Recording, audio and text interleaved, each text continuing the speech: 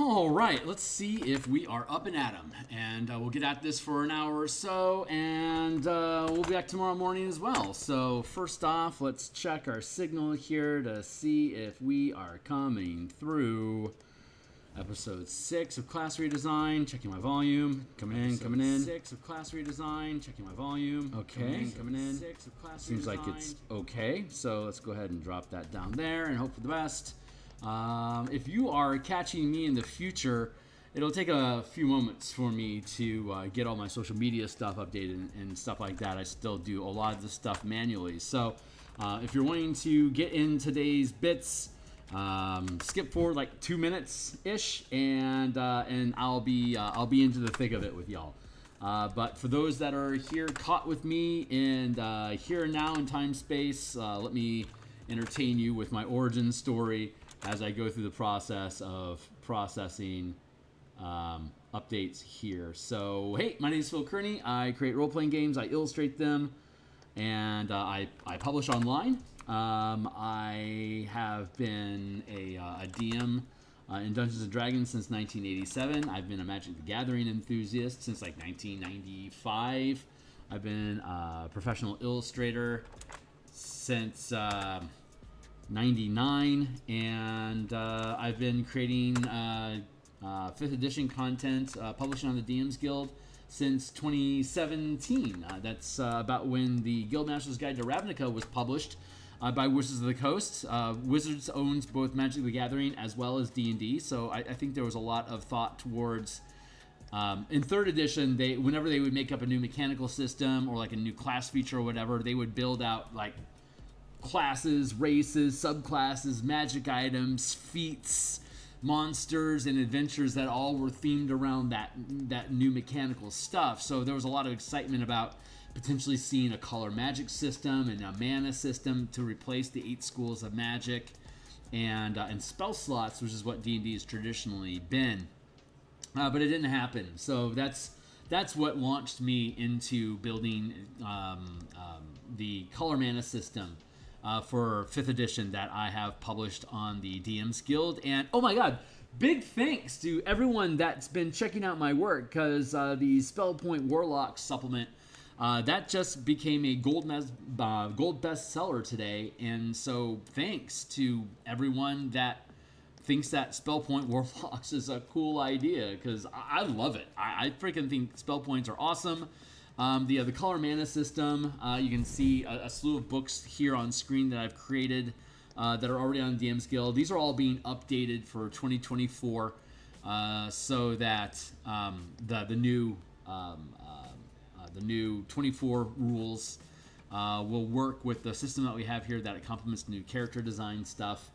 And so one of the big projects that I'm working on right now is the Martial Powers project, which is creating a mana and prepared list system, kind of like maneuvers like the Book of Nine Swords from 3rd edition or Martial Powers TM from 4th edition, to give martial characters the same breadth of resources and options available to them that full casters have, so that characters can adapt their character no matter what kind of 13 classes, doesn't matter what kind they play, they're going to have the same resource system as well as the same breadth of options to be able to select different ways to interact with the party and to help be a meaningful contributor to the team at every tier of play.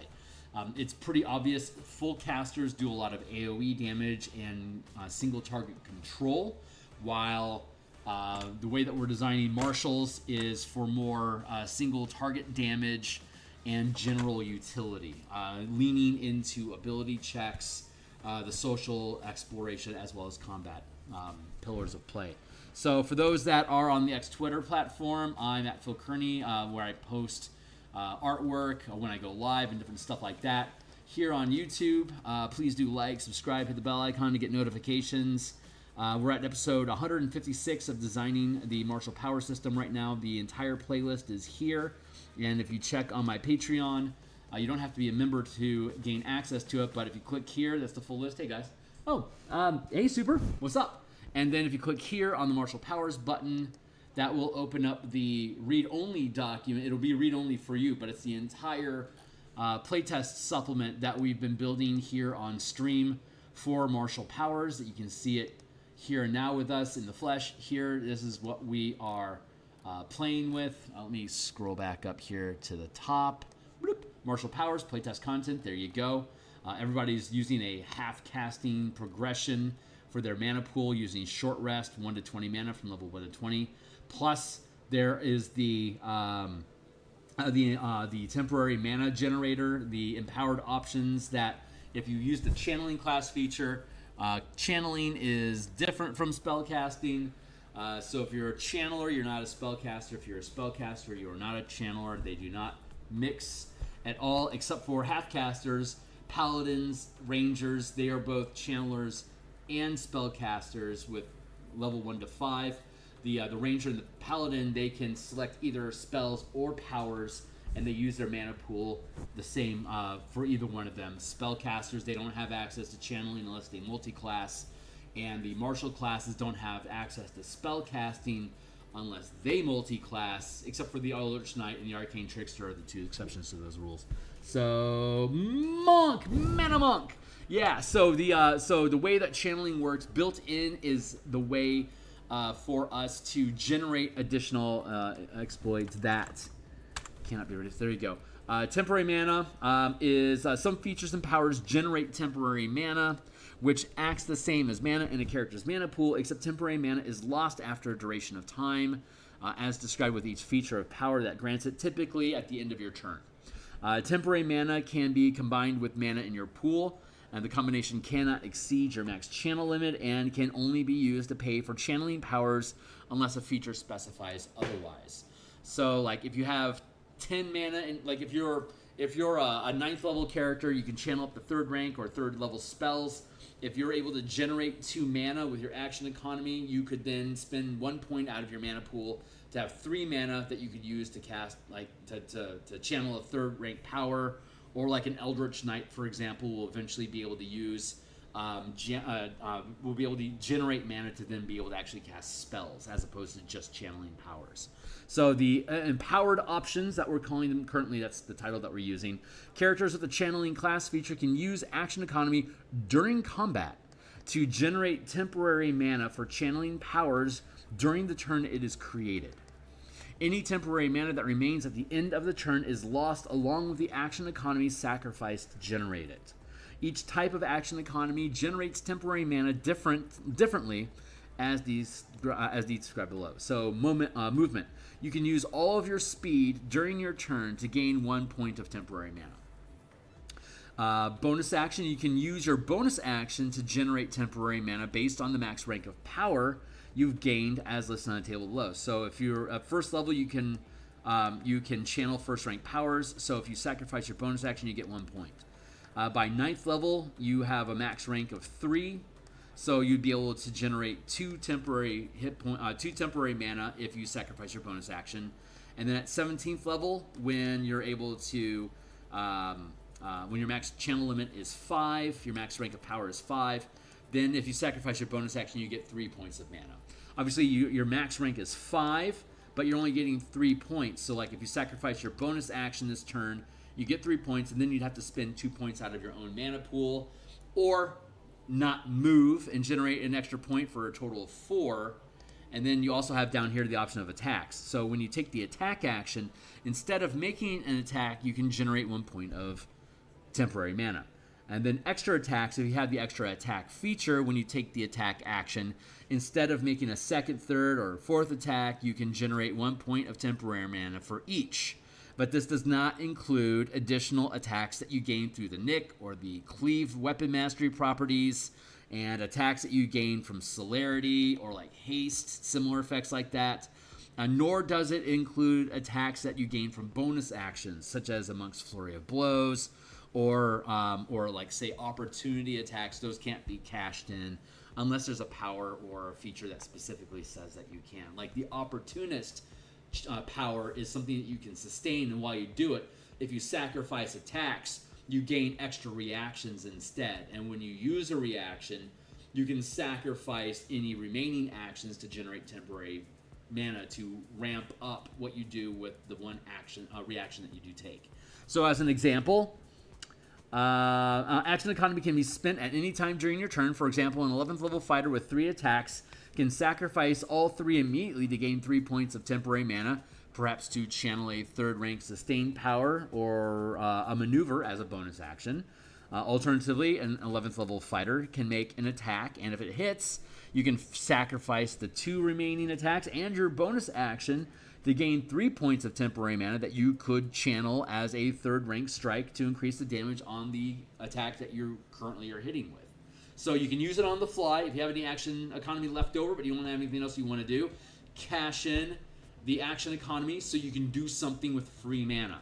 So in this manner, this is a cheat system, because as characters gain levels, their actions become more complicated, especially martial characters, as they have more actions that they can take.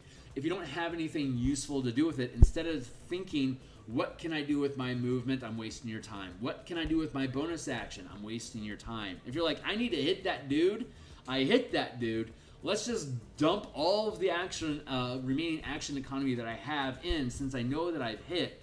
Let's just dump 4 mana on top of that guy and just hit him for a shitload of damage and like banish him for a minute or something like that on top of whatever else it is that you're doing. So it's a way for you to be able to reduce the amount of actions that you need to take in a turn in exchange for having basically unlimited mana on the fly. So as you obviously, as a 1st level character, you can only channel 1 mana. You only have 1 attack. It's like you could cash in your bonus action with that 1 attack action. If you hit, you could cash in your bonus action to gain free mana to channel a 1st rank strike, for instance. So that's those are some of the improvements that we're making right now. And then as we go through the system, we've been updating all of the powers to correspond with the new action economy and the new language that's been introduced into 5e24. For how different powers work, the combat masteries, for instance, the updated feats that we have. That's all folding together nicely. We have our barbarian scaffold built, and the 4 subclasses that are in the player's handbook are completed at this point, ready for playtesting at the end of the month, towards the end of October. We've just gone through and updated the fighter. One thing that I wanted to add on to the fighter in the Eldritch Knights that we hadn't gotten to. So all of these, if you notice, all of these subclasses are gaining bonus powers off of the power list. So over the course of your characters from level 3 to 17, you gain 10 powers. The change that we're making with the Eldritch Knight, instead of having a separate table with progressing, like when you get your spells, right? You get your spells at third level is 1st level spells and cantrips, and then 7th is 2nd, 13th is 3rd, and 19th is 4th, as provided in the player's handbook. The difference here is that you're using the same mana pool, and while you get your stack of powers, all the bonus powers that you get are going to be spells. And every time you gain a level, you can swap out all the bonus spells that you get. So I should actually list this as bonus spell list, because that's different for the Eldritch Knight. The Eldritch Knight gets 2 cantrips and 2 1st level spells at 3rd level, and by 17th level, they have, there's 2, 4, 6, 8, 10, 12. So you end up with a total of 12, and choose, yeah, and you can have any number of cantrips or spells, and then those spells can be 3rd level at 17th, and by the time you get to 19th level, you can upgrade them to 4th level. And of course, 4th level spells cost 4 mana, 1st level spells cost 1 mana. As it stands right now, you can only use, like it says up above, you can only sacrifice action economy to generate power. But the Eldritch Knight, being a spellcaster, has to use their mana pool all throughout the course of their character until they get to 18th level. So when you take the attack action, once per round, you can use 1 attack to instead cast an Eldritch Knight cantrip or spell with a casting time of 1 action that you have prepared. In addition, when you sacrifice action economy to generate temporary mana, you can use that mana to, you can expend that mana to cast a spell instead of the mana instead of or in addition to, comma, or in addition to mana in your pool to cast a spell instead of or in addition to mana in your pool, period. There you go. So that's really late in the game, but by 18th level, if your character sacrifices action economy, they can now use that to cast a spell. So again, an Eldritch Knight can always expend action economy to generate mana to channel powers at will, as usual, quote unquote, as usual. But they have to spend their actual mana pool to cast spells that require mana. By the time you get to 18th level, you can now use the mana that you generate through action economy also to cast spells. So you could, at 18th level, you could potentially cast spells all day. There you go. But otherwise, it follows all the rules of spellcasting, maintaining concentration, material components, hands-free, verbal, somatic, material components, all that stuff. You have all the rules of spellcasting that slow you down, but you also have a wider range of options of things that you can do with your mana than what even martial characters normally have access to. So it's again, it's gain and loss. We're gaining the ability to sacrifice an attack to cast a cantrip. At higher levels, we can instead use an attack to trigger casting a spell if we spend the mana for it, and then we can generate free mana to cast that spell as well. So super fun stuff. All these are done. We're now moving on into the monk, and we have to replace. I just stole the rogues list, so I have to build out the monk. So that's what we're going to do today. Right now, I've got about an hour. Yeah, I've got a little less than an hour, about 45 minutes or so to do this. So we're going to start today, and then we're going to probably finish the monk Thursday night. That's when I'll be back on again doing this. I'll be back tomorrow morning doing more Eberron art. I'll be on Thursday morning doing Eberron art, and then Thursday night we'll get back into the monk, and then continue with the rogue as well. So let's see, monk. First thing we want to do is just go through the monk class features to make sure that we have our scaffolding right. So martial arts, unarmed defense. That's where we start with this. So let's go down here. We have channeling class feature. We have martial arts. And we have unarmored defense. And we get a focus point starting at first level, but we call it mana. So unarmored defense. Good. And then second level, we have Monk's Focus. So let's just get all these things. Let's just feed all these things in and see what needs to change. Don't need Monk Focus. Unarmored movement. Unarmored movement, comma. Uncanny metabolism. We're just going to feed all these things in. And deflect attack, Monk subclass.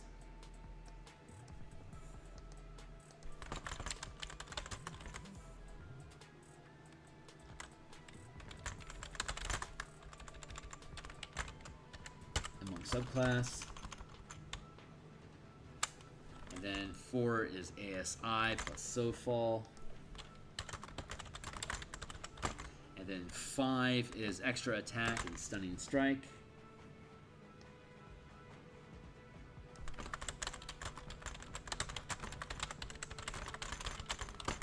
And then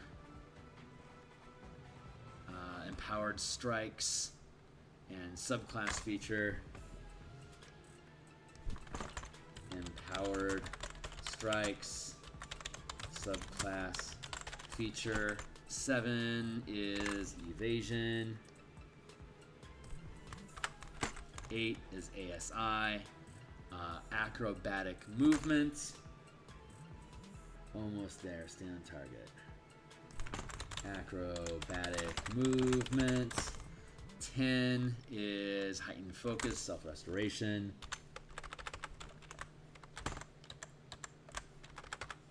Heightened focus, self, restoration. We'll see how many of these things still qualify. Subclass feature.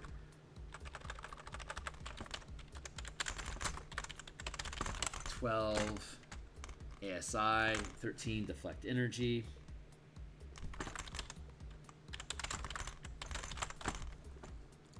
Disciplined survivor.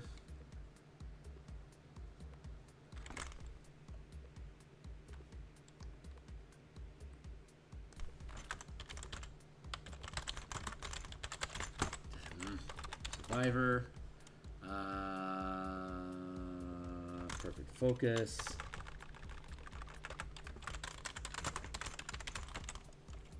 ASI. Subclass feature. Superior defense.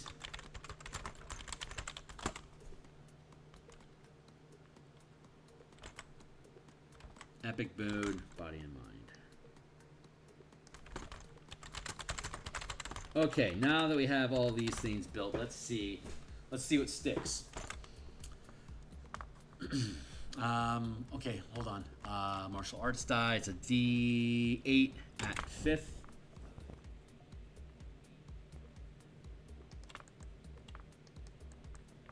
We're going to delete this column.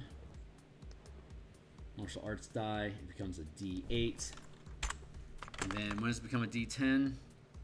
At 11. So the monk martial arts die acts as their power die, and most of these martial classes get a D6, D8, and then D10, but the monk gets D6, D8, D10, D12. So it's automatically ranking faster. The battle master also starts with a D8, then it becomes a D8 at 3rd level, and then it becomes a D10 at 9th, and then it becomes a D12 at 17th. The monk is D6, D8, D10, D12 along the way. So fun stuff. What else we got? Oh yeah, and then unarmed movement.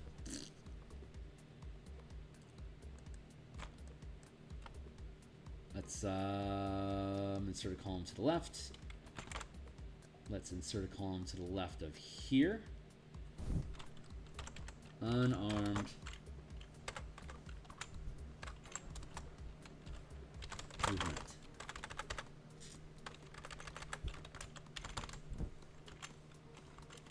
On speed, it's +10, +10 feet. It becomes +15 at 6, +15 feet, and then it becomes +20 feet at 10,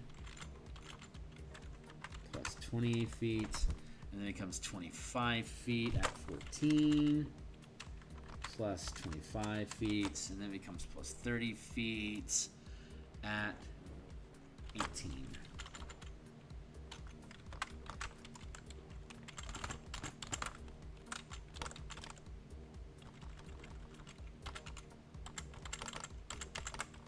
Copy, paste, paste, paste, and then copy, paste, paste, paste, paste, paste, paste, copy, paste, paste. Nope.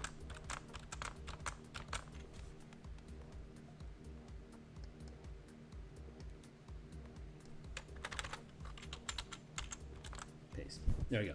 Okay, on our movements, martial arts die, max rank, prep powers, mana. We updated our power progression from 5 to 20. This needs to be, sorry, this isn't updated. We need to update this. We updated the power progression.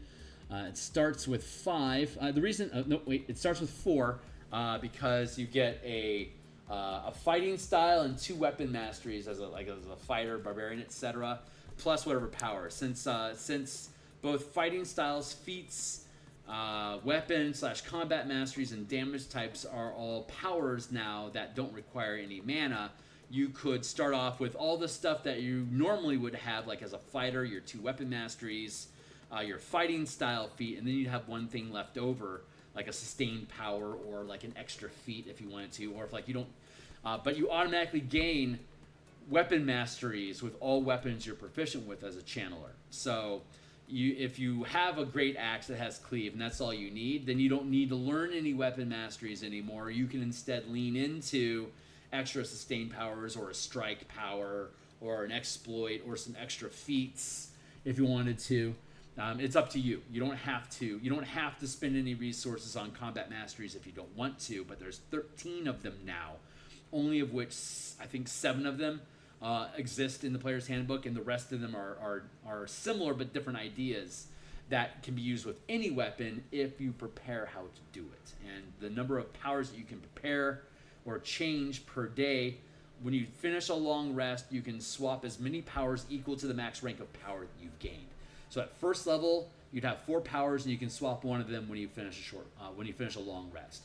At 5th level, your second rank, you'd have a minimum of 8 powers, and you can swap 2 of them per long rest. At 9th level, when you gain 3rd rank powers, that you have 12 of them, and you can swap 3 of them on a long rest. Then at 13th level, you have 16, and you can swap 4 of them. And then at 17th level, you have 20 of them, and you can swap 5. I personally love 23 being the number of powers that you have, because at every level, you can always swap out 25% of the powers that you've prepared. You can always swap out 1/4 of them. So over the course of 4 days, you can completely change the entire kit that your character has. Then you get the 10 bonus powers on top of that. So you end up with 33 powers over the course of 20 levels, which is plenty of options for your character to build out whatever you want. It should be abundant enough that you never have to use a feat that you gain at 4th, 8th, whatever level. You should always be able to use that for improving your ability scores, because you'll have so many powers that you could take as feats. After a while, you don't need any feats anymore. The drawback is if you prepare a feat, you don't have any prerequisites for that feat, but you don't gain the ability score bonus that goes with it either. So if you want the ASI, you could take the feat as a feat, but consider you can just prepare feats this way, you may as well save your actual class earned feat every 4 levels or whatever. You should probably just take that as an ASI bonus, but you be you. You can do as you please. So that's our scaffold, our basic scaffold for the monk. So let's go down here and grab this list here. I love how well that worked out, being 1/4 at every level along the way. Half casting really is just the absolute best system for 5e.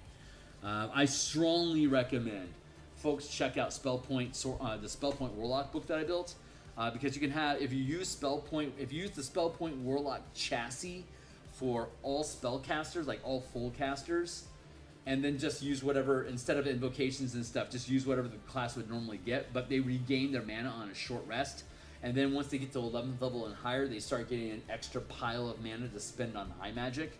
It really makes your character versatile. It was really, really fun. I ran a full level 1 to 20 campaign with a druid using the Warlock scaffold, and that character fucking rocked the entire 20 levels. It was really, really cool. So highly recommend you check it out if you're interested in exploring some new ideas like that. I know that when I leave the DMsGuild and start building my own design stuff, I will be leaning into the everyone's a warlock, but the invocations and like your high mastery and stuff like that will get swapped out for different features. Like a martial character that doesn't get high level magic instead would like that resource would be converted into even more powerful martial boost effects. So anyway, such as it is. Just thinking about the future with y'all.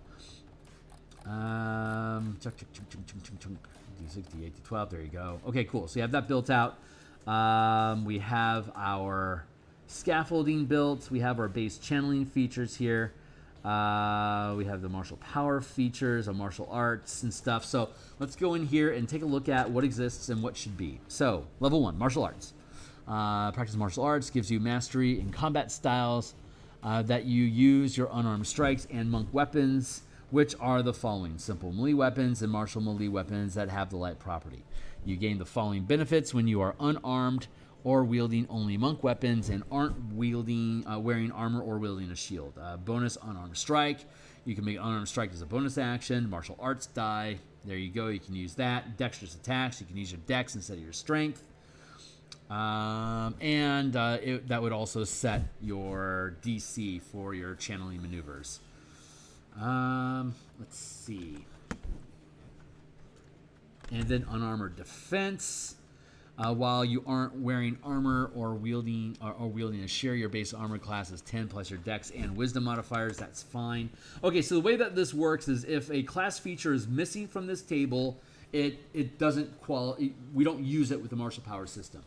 If a class feature is listed but no details about it are provided down below, it is as written in the book. If a feature is listed here and described down here, it's either new or changes a class feature. So we'll be adding all of the class features. Like unarmored defense is as written, so we don't need to include unarmored defense. It's fine. So we can skip that. That's good. And then we have the martial art. We have the channeling class feature, which we've already described for ourselves in here. Channeling class, the monk. There we go, monk. Channeling class feature, channeling, mana, martial powers. There you go. So level 1. Channeling class feature.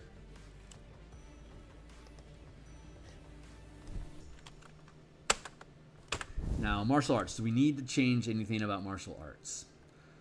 Hold on. Doubling down here real quick. Monk's focus. Unarmored movement. Let's call it, yeah, Monk's Focus still qualifies. Yeah, we still have, what? We still have 20 minutes? Oh, we got 40. Jesus, we got 40 minutes left. That's awesome. So let's bump up martial arts.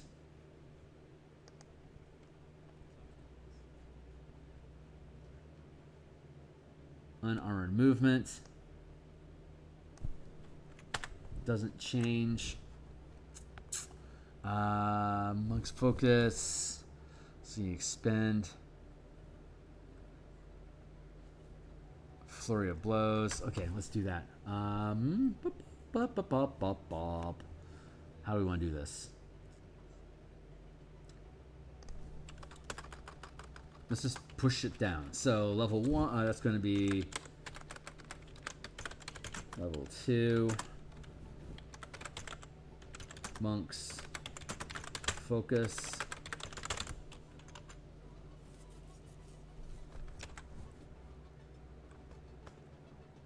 We don't need to list on our movement. Uncanny metal. Okay, great. I think I'm getting too far ahead of myself. So let's pull back a bit and take a look at what we're doing.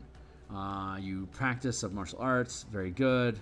Bonus unarmed strike. That's fine. Martial arts die in place of normal rolls. Dexterous attack.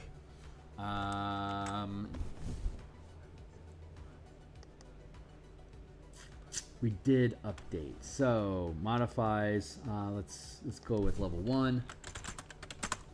Martial arts. Variant. Feature. Replaces the. Modifies the martial arts feature in Player's Handbook.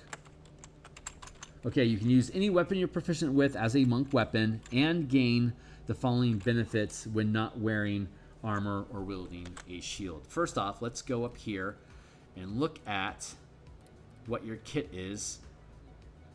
Weapon proficiencies, simple weapons and martial weapons that have the light property. These are the things that you're proficient with. So, us saying that you can use any weapon you're proficient with as a monk weapon and gain the following benefits when not wearing armor or wielding a shield. This is consistent. So you can use your strength, dexterity, or wisdom modifier for attack and damage rolls with unarmed strikes and any weapon you're proficient with.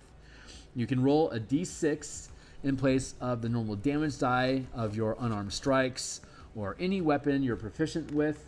This die changes as you gain monk levels, as shown in the martial arts die column of the monk table table progression table above.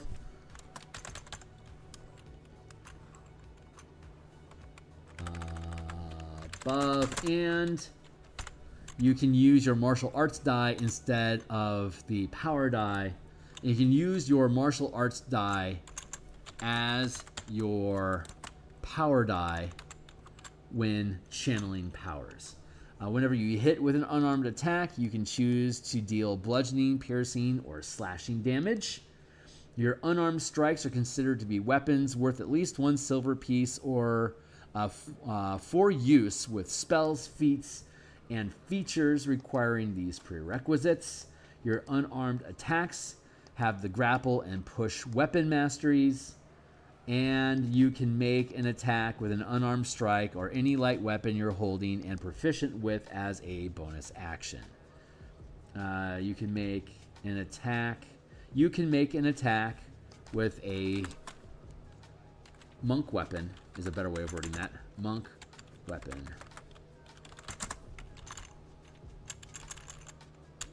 As a bonus action. We're not going to have it here initially, but the Kinsei is one of the monk warrior archetypes. It's not listed in the player's handbook, so we're not going to include it in the original document, but we are going to make a quick turnaround for an expansion of all the martial subclasses that exist to just basically create a coupon for this book, essentially.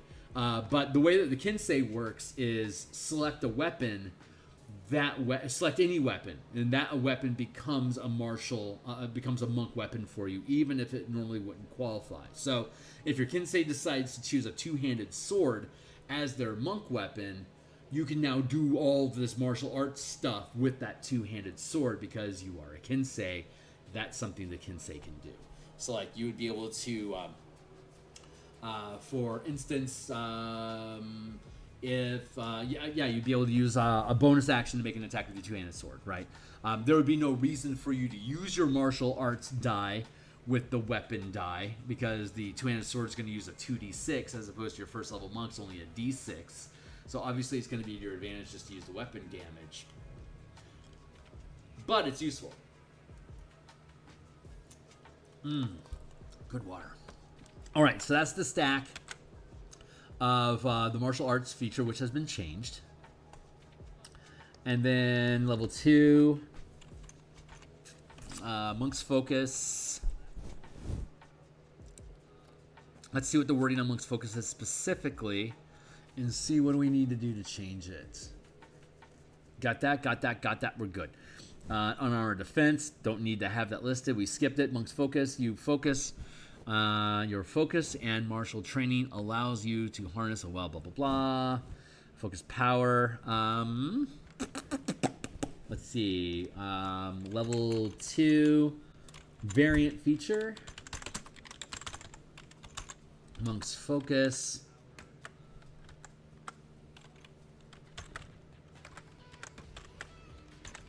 Modifies the Monk's Focus feature in PHP.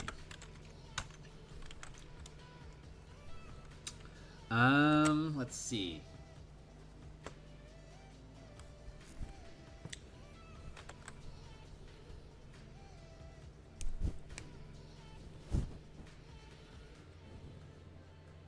Wait for it.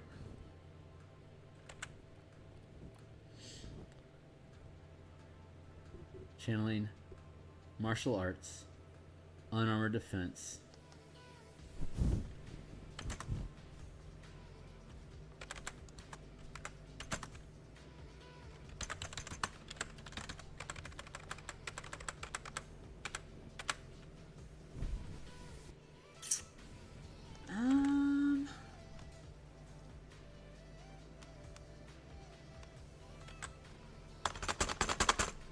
Sit with me here for a second. Okay, so we get mana at first level with this system. Monks don't get until second level, so there's no sense in them having these special abilities that come on, like these abilities come on at second level when you get your mana, according to Player's Handbook. But we get our mana at first level using the system that we have. So to me, it would make sense that we would be able to do these things. Like, for example, it says you can expend 1 focus point to make 2 unarmed strikes as a bonus attack. So if we're using the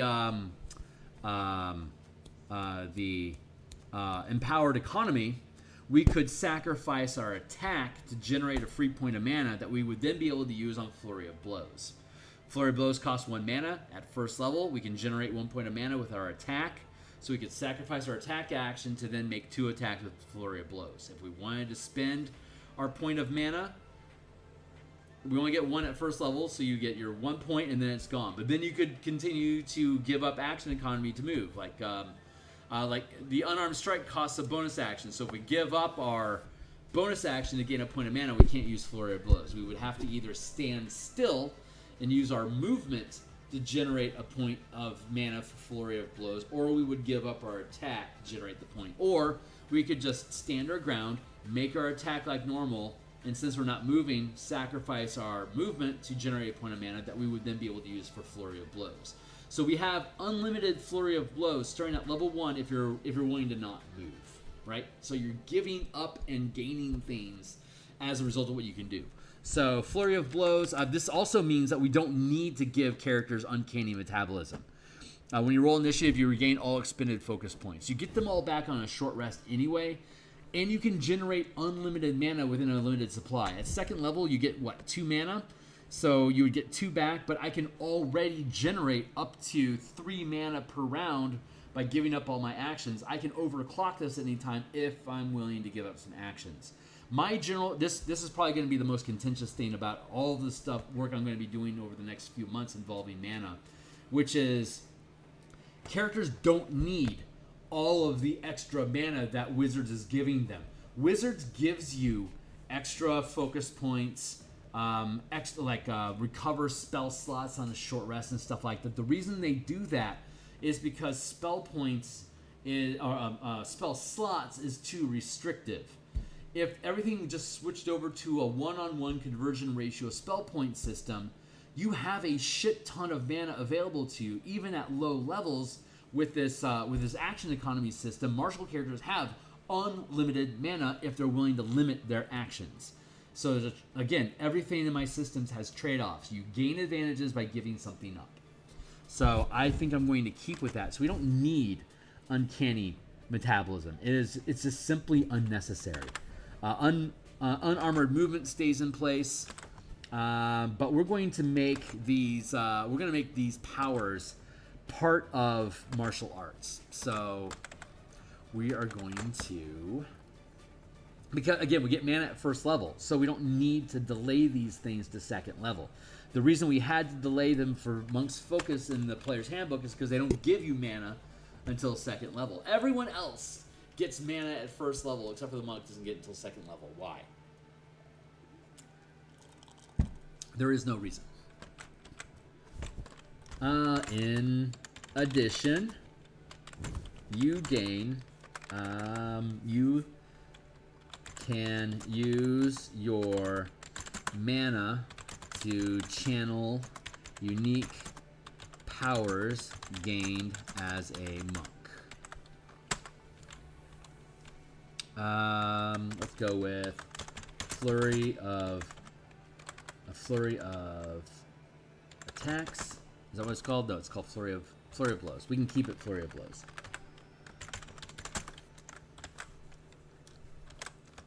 You can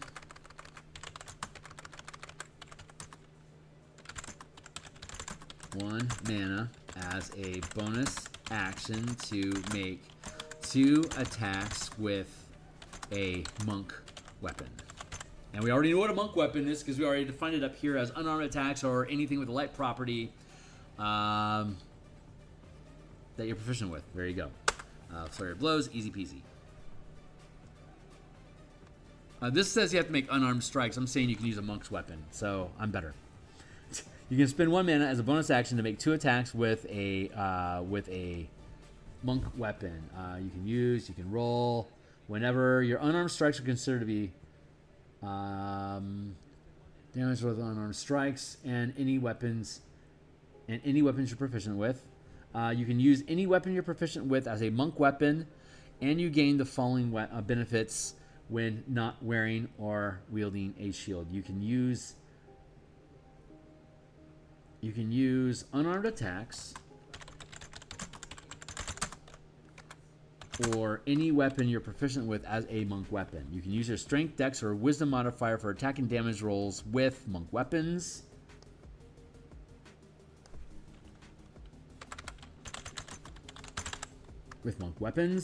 You can roll a d6 in place of the normal damage of any monk weapon. I don't need to write that you're proficient because that's already redundant. That's part of what a monk weapon is. Shown in the martial arts table, progression table above. And you can use your martial arts die as a power die when channeling powers. Whenever you hit with an unarmed attack, you can choose to deal bludgeoning, piercing, or slashing damage. Your unarmed strikes are considered to be weapons worth at least 1 silver piece for use with spells, feats, and features requiring these. Like for example, Steel Wind Strike, for instance. If you get access to Steel Wind Strike as a monk, you would be able to use Steel Wind Strike with your unarmed attacks, because Steel Wind Strike has a prerequisite of a weapon valued at 1 silver piece or more. I believe that's what the language steel is. Steel Wind Strike. Player's Handbook 2024 equals worth 1 plus silver piece. A melee weapon worth 1 plus silver piece. See? So whenever you hit, your unarmed strikes are considered to be a weapon worth 1 plus SP, worth 1 plus SP for use with spells, feats, and features requiring these prerequisites. Requiring that prerequisite.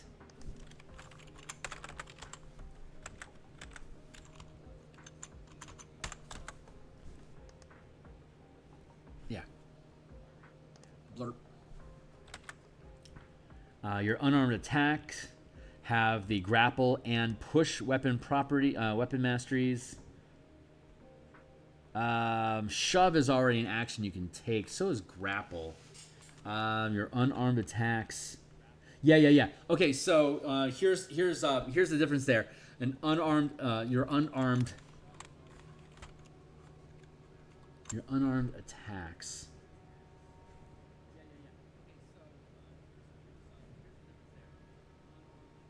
You can use unarmed attacks, natural weapons,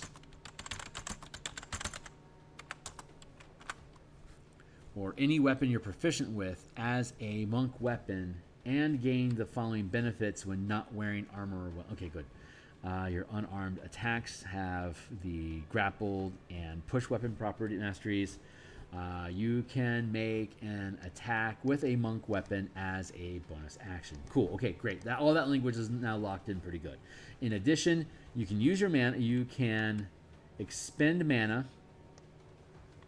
You can expend mana to channel unique powers gained as a monk. Flurry of Blows. You can expend 1 mana as a bonus action to make 2 attacks with a monk weapon, period. And next is Patient Defense.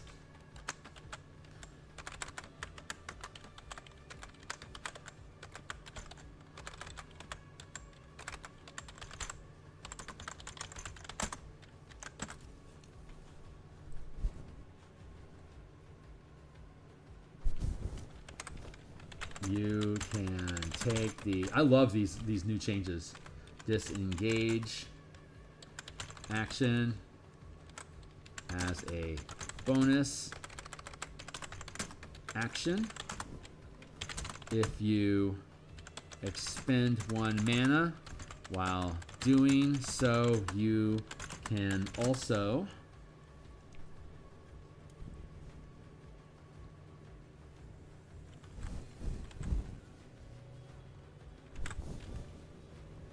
take the dodge action. You can take the disengage action as a bonus action. If you expend 1 mana while doing so, you can also take the dodge action at the same time, period. And then Step of the Wind.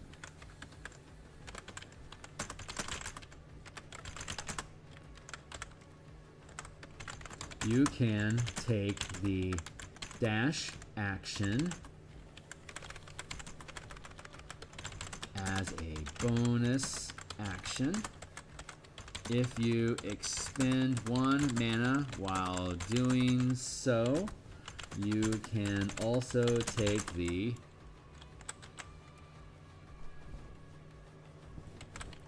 disengage action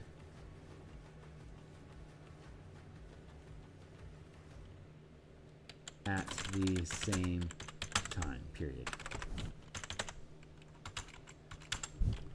Comma. I need to do all this meticulous work because while I'm working on updating this file, I'm also learning how they change the use of their natural language system to express how these mechanics work. So this is highly educational for me. It is the practice through repetition and both verbalizing and typing to help compound the learning principles that go on in here. So there's that. And in addition, okay, cool. So martial arts, that is now resolved.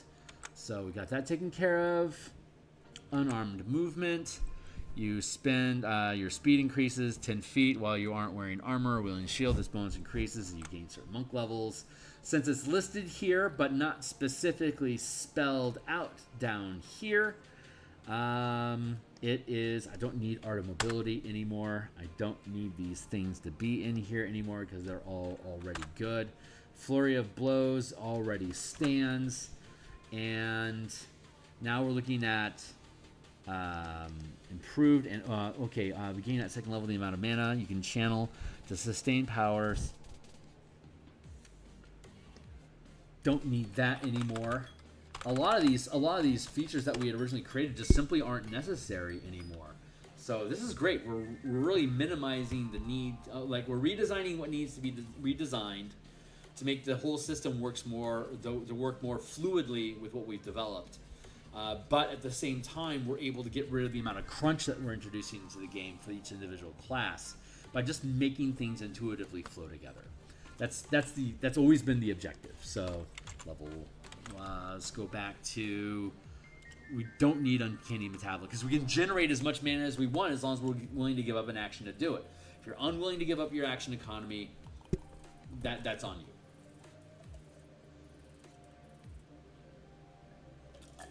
But this also allows you to save all of your mana for out of combat, because you can always generate unlimited mana with action economy inside of your round of action in combat. And if you really need to juice up, you can spend your pool. But as you gain more levels and your breadth of abilities broadens and you start leaning more into social and exploration powers, you can save that battery of mana in your pool specifically to do out-of-combat stuff and just utilize the mana that you can naturally generate on your own to create all of the effects that you need inside of combat. There you go. Let's see. Deflect. Deflect attacks. Level 3. Variant. Feature. Deflect attacks. Modifies deflect attacks at 3rd level. You can use a reaction to deflect attacks that hit you or an ally within reach of your melee weapon. Within reach of your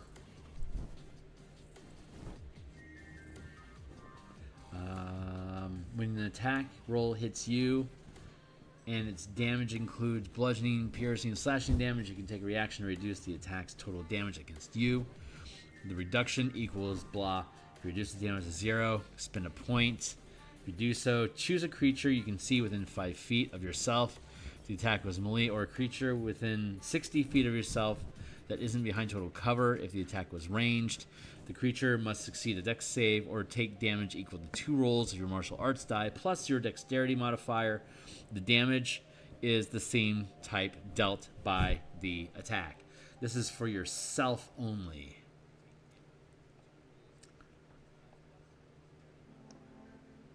To reduce the attack's damage against when it hits you, Is there a later level that it becomes somebody else? Extra attack? Because this is basically like the interpose maneuver. The interpose reaction. Power strikes, evasion, heightened focus, acrobatic movement while you aren't wearing armor, ability, vertical surfaces across liquids, blah. Self-restoration, deflect energy. You can now use your deflect attacks features against attacks that deal any type of damage, not just BPS. Perfect focus as you roll initiative. Don't use and you don't use uncanny metabolism. You gain expanded focus until you have 4. If you have, yeah, fuck you. Disciplined survivor. Your physical mental discipline grants you proficiency in all saving throws. In addition, you can spend a point to reroll. I love that. Superior defense. You can spend 3 folks to bolster yourself against harm for 1 minute. You have resistance to all damage except for force, mind, and body. Huh. Okay. Well, we no longer have the ability to deflect damage for others. So I want to add that back in because that was too fucking good to let go.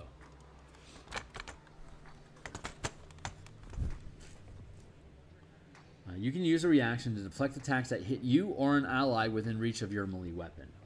When a melee or when an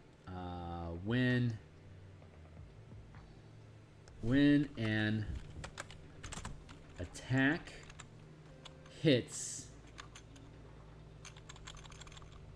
when an attack dealing bludgeoning, piercing,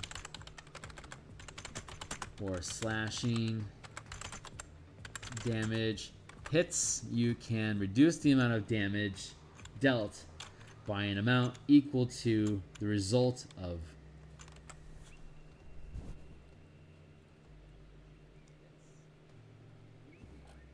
where'd you go? D10 plus Dex mod and monk level. Plus dexterity. Modifier.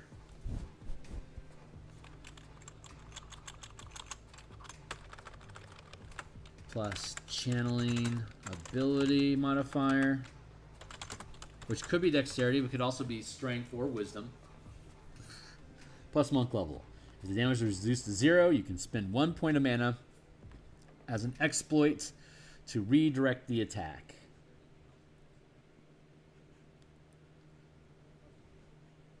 A melee weapon attack can instead target another creature within 5 feet. Within 5 feet of you, a ranged attack can instead target another creature without full cover that you can see within 60 feet of you. Another creature that you can see within 5 feet of you. A ranged weapon attack can instead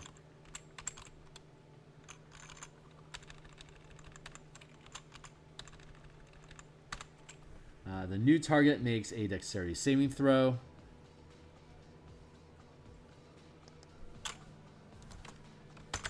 If they fail, they take 2 power dice of damage. Or half. Is it going to be our half for success, or is it all or nothing?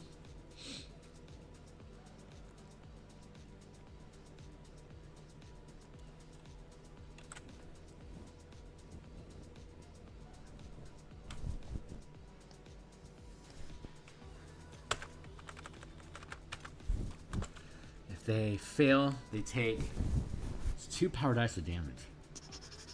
What if it's the same amount of damage that you reduced? Why not that instead?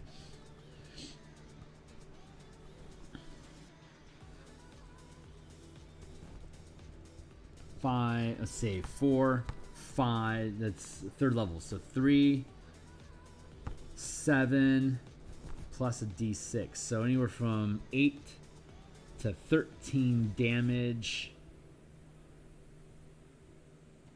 If the damage is reduced to 0, you can spend 1 point of mana as an exploit to redirect the attack. A melee weapon. The new target makes a dexterity saving throw against your channeling DC. If they fail,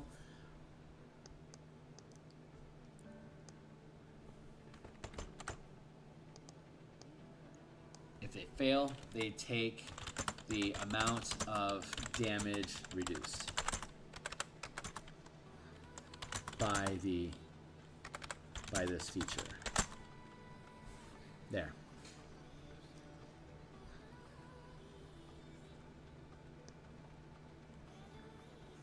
If they take the amount of damage dealt by the attack, dealt by the deflected attack, because you have to reduce it to 0 to be able to redirect it at all. So, and if you're able to reduce it to 0, that means it's within a tolerable range for your character.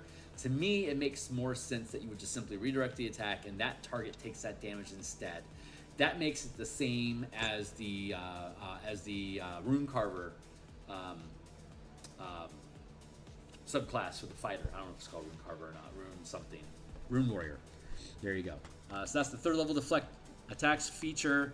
Subclasses as it is. Ability score is as it is. Slow fall should remain unchanged. Stunning strike, 5th level, should remain unchanged. Whirlwind is going to be a 6th level feature. Let's see, Stunning Strike. Did we make any changes to it? Let's read how it's written. It is 2:43. I'm going to be out of here in about 10 minutes. So we might be able to get through the base chassis. And then, so that would mean on Thursday night we'll come back and we'll work on the monk subclasses. So fall. You can take a reaction when you fall to reduce any damage you take from the fall by an amount equal to 5 times your monk level. So we don't need to include slow fall. Extra attack. We know what extra attack does. No need to mention that. ASI, slow fall, extra attack. ASI, slow fall, extra attack, stunning strike. Cool. Stunning strike. Once per turn, when you hit a creature with a monk weapon or an unarmed strike, you can expend 1 focus point to attempt a stunning strike. The target makes a con save. If it fails, it has a stun condition until the start of your next turn. On a successful save, the target speed is halved until the start of your next turn. And the next attack roll made against the target before then has advantage. Once per turn, when you hit a creature with a monk weapon or an unarmed strike. Yeah. I know how to word this. Okay, cool. So let's go back down. Maybe it's worded correctly already, but we do need to modify it. Level 5. Variant feature.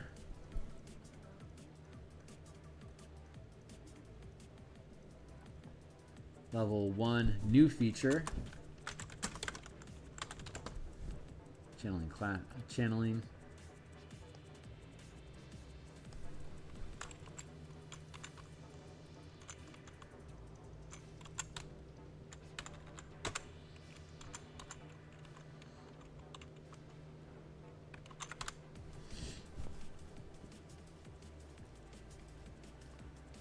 Mana, martial powers, Bob's your uncle. Cool.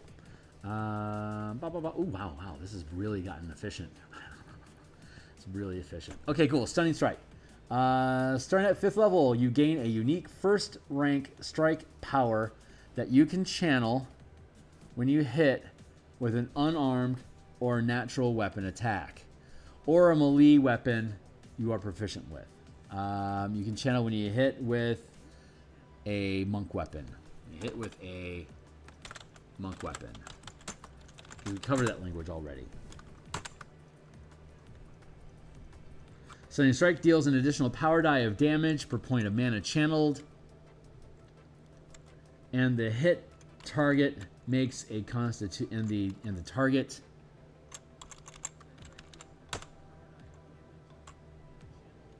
makes a Constitution saving throw. If the save fails, the target is stunned until the end of its turn. So you deal extra damage and it's a chance to stun. There you go. Starting at 5th level, you gain a unique first rank strike power that you can channel when you hit with a monk weapon. Stunning strike deals an additional power die of damage per point of mana channeled, and the target makes a Constitution saving throw. If the save fails, the target is stunned until the end of its turn. Stunning takes away your ability to take actions.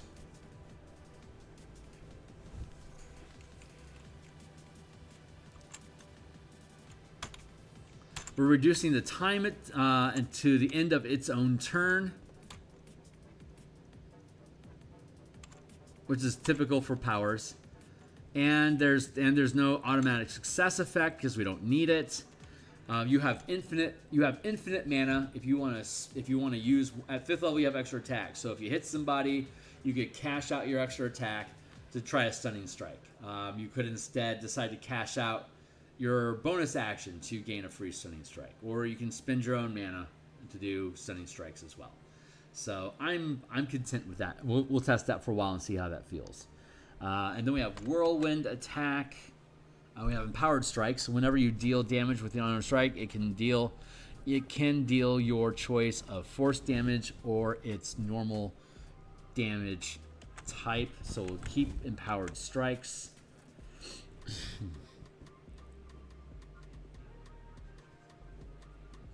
Extra attack, stunning, sub empowered strikes, evasion.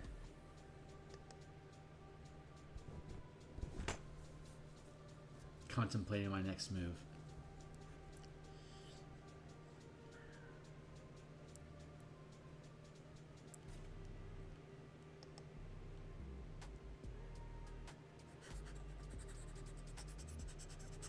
Okay, yeah. And then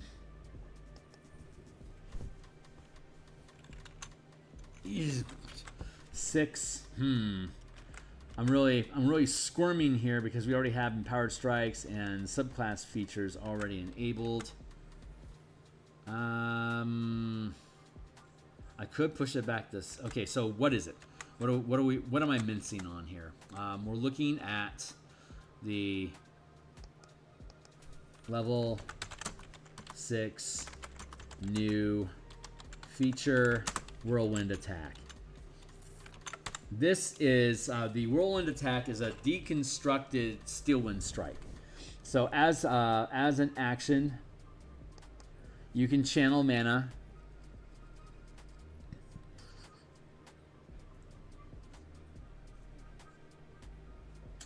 As an action, you can channel mana to attack as a magic action. How about that? As a magic action, you can channel mana.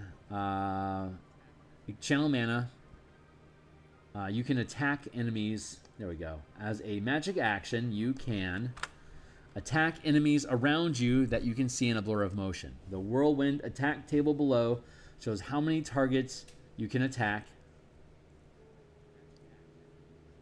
and how far from you each of these targets can be.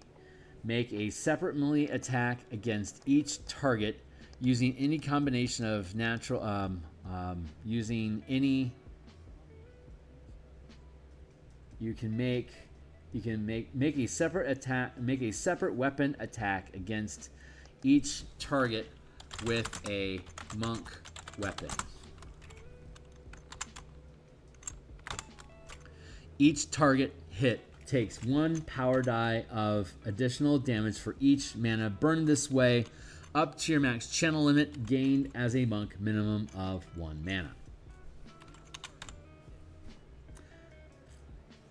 For example, a 13th level monk can target up to 4 creatures within 25. A 14th level monk can target up to 4 creatures within 25 feet. If you expend 1 mana, you can deal... what die are we using at 14? D10. You can deal 1d10 damage to each creature you hit. If instead you expend 4 mana, which you can do at the 14th level, you can deal 4d10 damage to each creature. After completing the whirlwind attack, as a kicker effect, you can expend 1 mana to teleport to an unoccupied space within 5 feet of any target you attacked. Make a separate melee attack against each target with a monk weapon.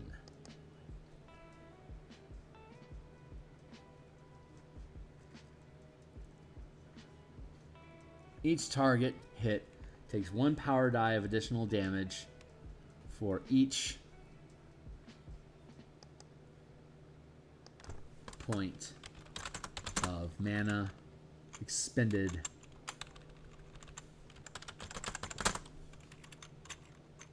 up to your max channel limit, gained as a monk, minimum of 1 mana. Roll an attack table. For example, a 14th level monk can target up to 4 creatures within 25 feet. If you expend 1 mana, you can deal 1d10 damage to each creature you hit. If you instead make a separate melee attack against each creature with a monk weapon, each target hit takes 1 power die of damage for each point of mana expended this way, up to the max channel limit gained as a monk.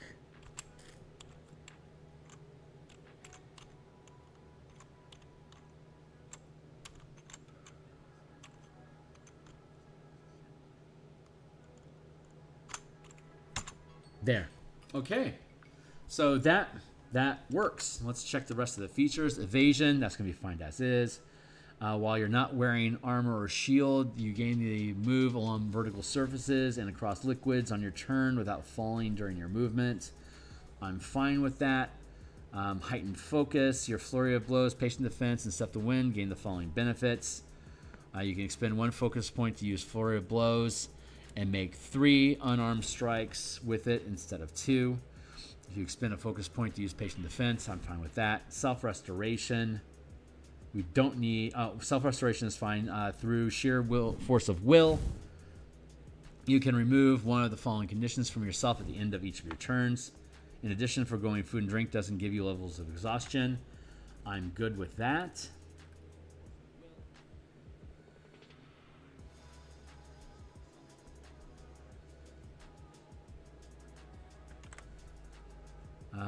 Deflect energy. You can now use your deflect attack feature against attacks that deal any type of damage. Discipline survivor. Your physical and mental discipline grant you proficiency in all saving throws. Definitely keeping discipline survivor. That's fine as is. Perfect focus. When you roll initiative, you don't use uncanny metabolism. You gain expended focus points. Don't need perfect focus anymore. I'm just going to get rid of it.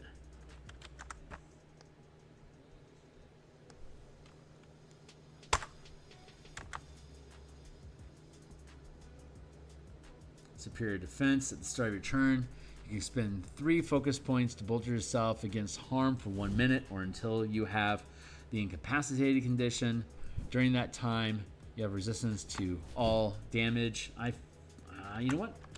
I feel like I want to come back and mess around with perfect focus as well as superior defense. So I'm going to put those in bold right now.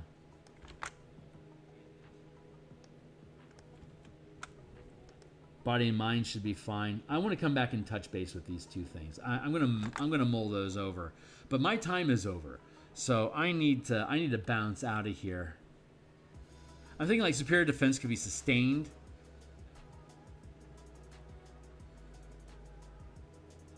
At the start of your turn, you can expand and it becomes a thing. I want to look into that. So, but I gotta go. So I'm gonna bounce out of here for now. I'll be back tomorrow morning to do more Eberron art. I'll be back Thursday morning for more Eberron art. Thursday night we'll be back to continue with the monk. And Friday we'll be back in the morning with Eberron. And then Friday at lunch I'll expect to finish the monk as well. And if the monk is already done, we'll get into the rogue. And we'll just continue moving on forward. So, hey, thanks a lot for hanging out. And I'll be back tomorrow. Join my Discord channel if you have any questions, or be welcome to ask in the comments below, or kick me on Twitter at Phil Kearney. Anywhere you can catch me, you're welcome to ask any questions anytime. So, thanks a lot, guys. I'll see you then. Cheers.